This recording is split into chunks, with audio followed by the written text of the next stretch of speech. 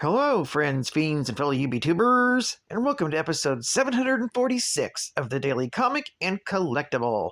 Today, the collectible of the day is the Hasbro Toys, Marvel Comics, Retro Marvel Legends line, Spider-Man Animated Series, the Prowler Hobie Brown action figure.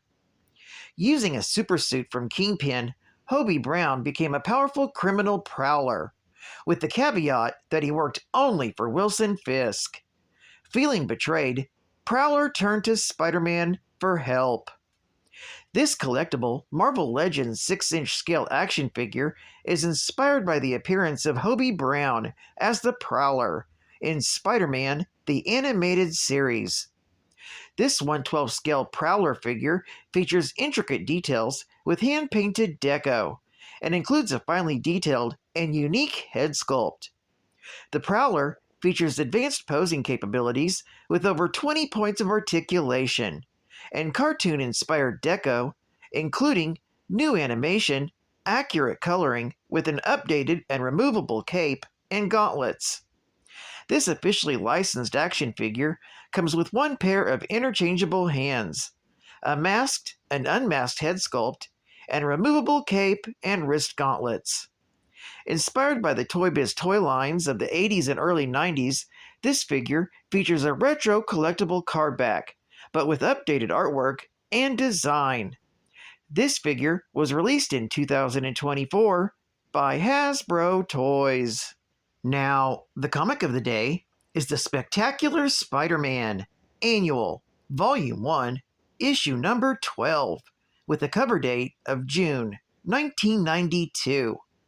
This issue contains 5 total stories, and today I'm covering the third story, written by Glenn Herdling, with art by Todd Smith, and cover by Mark Bagley. This story is titled Sons of the Tiger. The story opens with Hobie Brown investigating the disappearance of homeless people near the site where a skyscraper his employer is building. Hobie brings his brother Abe along with him. In the neighborhood, they meet a homeless vet named Shark, who fought in Southeast Asia with their father when they were both in the military during the Vietnam War. Shark tells them how Tiger Brown was wounded by a sniper. Shark was sent to get the sniper and left Tiger alone. Tragically, when Shark returned with the enemy sniper, he found that the enemy murdered Brown and left his body hanging from a tree. After leaving the army, Shark had been living in Hogan's Alley ever since. Hearing how his father died angers Abe, who blames Shark for leaving his father to die. Hobie pulls Abe off the man, pointing out how Shark had clearly been eaten up by guilt for the past 20 years. Abe is angry that Hobie could act so casually about the death of their father, but Hobie was only an infant when their father was killed in action. Abe decides that he is going to come back in the evening to see what he can learn, and warns Hobie to stay out of his way. Later that night, Abe clashes with members of the Flying Dragons gang to learn what he can about the disappearances of the homeless people. As some of them flee, the Prowler arrives on the scene to lend his brother a hand. As the gang members flee, Abe is struck in the leg with a knife. He tells the Prowler to leave him and to go after the others. As the Prowler gives them a chase, Abe is confronted by none other than the Flying Dragon's leader, the White Dragon. Abe tries to get out of the way of the villain's spray that's coming from the White Dragon's mask, but he can't get far due to his wounded leg. While the Prowler rounds up the fleeing members of the gang, he hears the sound of gunshots. Fearing for Abe's safety, he doubles back and arrives to see that Shark has shot the White Dragon in the shoulder. This enrages the gang leader, who has been hired to eliminate the local homeless population in order to stop the construction of a homeless shelter on very valuable land. That's when the Prowler arrives to battle his foe, severing his fuel line. However, this is when the homeless population arrives to defend their home, sending the White Dragon fleeing. In the aftermath of the battle, Abe makes peace with Shark and thanks him for saving his life. This story is continued in The Web of Spider-Man, Annual, Issue number 8, and in The Spectacular Spider-Man, Issue number 191.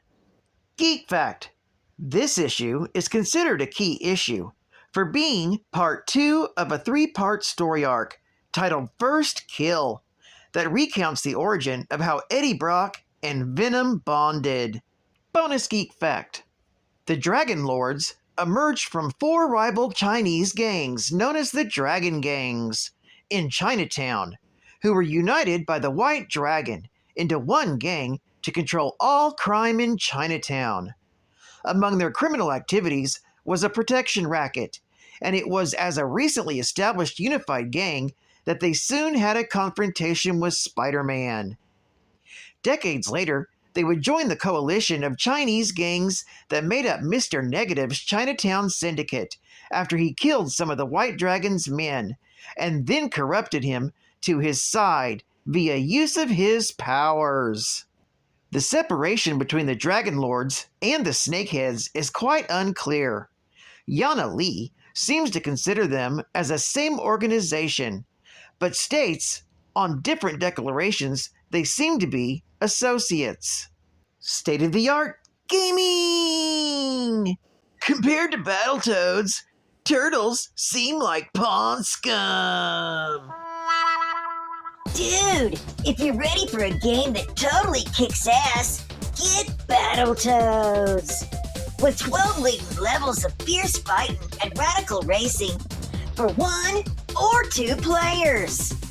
When the evil Dark Queen kidnaps both your best buddies and the best looking girl this side of the Mazillion star cluster, what are you gonna do about it? Are you gonna cry? Hide? Call the Star Cops? No way!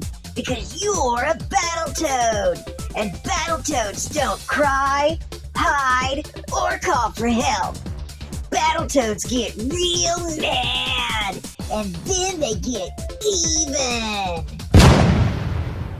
Battletoads! Only from Trade West! Dude! I was beat, incomplete. I'd been had, I was sad and blue. But Geek Facts made me feel, yeah, Geek Facts made me feel shiny and new. Whew! Like a Geek Fact, spoke for the very first time. Like a Geek Fact, with my knowledge, sent to you online. Woo! Like a Geek Fact. I wake up in the morning like my subscribers say, Captain, can't you get your shit right? Oh, I know my show won't be number 1, but Geek Facts are so much fun. Oh, Geek Facts just roll off my tongue. Geek Facts are fun.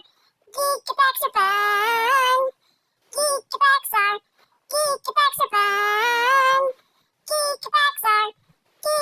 are fun.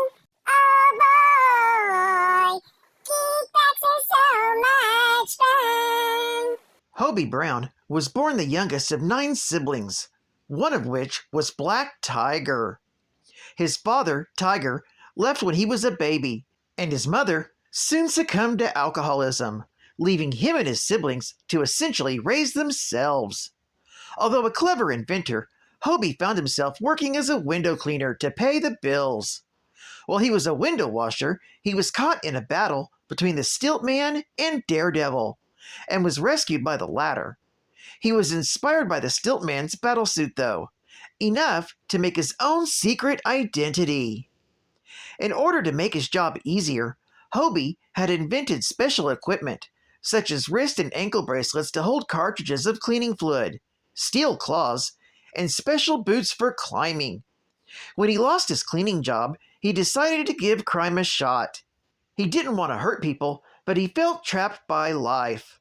So he modified the bracelets to shoot pellets filled with sleeping gas, made a hood, a cape, and costume, and set out on a short-lived career of crime. During his early days of crime, he encountered Peter Parker at the Daily Bugle. Not wanting to reveal his secret identity, Peter did not use his full strength in the fight, and acted like Hobie had pushed him out the window. Peter managed to save his fall and hide, but Hobie thought he had killed him. Hobie felt terrible, and after a fight with Spiderman, he was told everything. Spiderman ended up letting Hobie go, which Hobie held dear to his heart. So the Prowler was discouraged from a life of crime and reformed. His credits include impersonating Spider-Man to save Peter Parker's secret identity, attacking Spidey because he was appointed as being made responsible for the death of Captain George Stacy, and having his costume stolen by two different guys who were stopped by Spidey. He married his girlfriend Mindy and started doing construction work. When his charge in the Big Brother program, Manuel Lopez, was killed in a gang incident, Brown attacked the White Tiger, whom the police believed responsible for the death. Well, I'd like to thank you for joining me for another Daily Comic and Collectible, and I hope to see you again Monday. This is Cat Fan Comics Man, and I'll catch you on the flip, my little Thunder Kitties. Over and out.